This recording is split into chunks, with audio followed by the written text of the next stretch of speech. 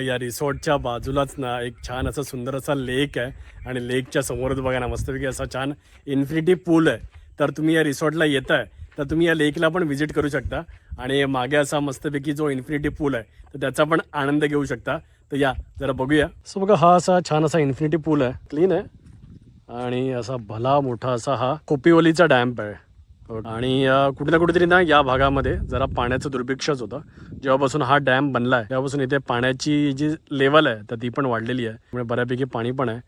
तर अशा प्रकारचे डॅम आपण अजून बनवले पाहिजेत, काय म्हणता.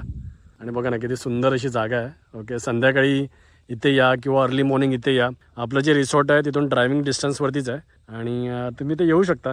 आणि इथे जो इन्फिनिटी पूल आहे तर त्याचा पण तुम्ही आनंद घेऊ शकता.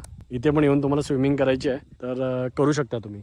सो कोणाकोणाला यायला आवडेल इकडे do let me know. Okay, मलाच यायला कधीतरी आवडेल. असं शांत संध्याकाळी यायचं आणि असं स्विमिंग पूलच्या मध्ये मस्तपैकी स्विमिंग करता करता असा हा कोपिवली डॅम्प आहे तर त्याचा पण आनंद घ्यायचा.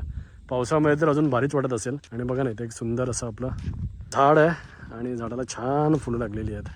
ओके, हे झाड आपण गावाला पण लावलं आहे मिडबावला. बघा ना, वाव का भारी वाटतात बघा ना, मस्तच ना. सो आपला हा कवठी चाफा आहे, तुम्हाला तर माहिती आहे. बघा ना अशी लाईनीत आहे ती सगळी झाडं इथे. आणि तिकडे एक थोडासा वॉच टॉवर सारखं पण आहे, सो त्याच्यावरती चढून पण तुम्ही डॅमचा आनंद घेऊ शकता. पण बेस्ट आहे की तुम्ही इकडे या, मस्तपैकी तुमची कार पार्क करा जशी आता आम्ही केली आहे. आणि संध्याकाळी किंवा सकाळच्या टायमिंगला या किंवा कधीही या. आता तर मी तर दुपारी आलो आहे 11 साडे 11च्या दरम्यान, पण आता आज मळब आहे त्याच्यामुळे मस्तच वातावरण झालेलं आहे.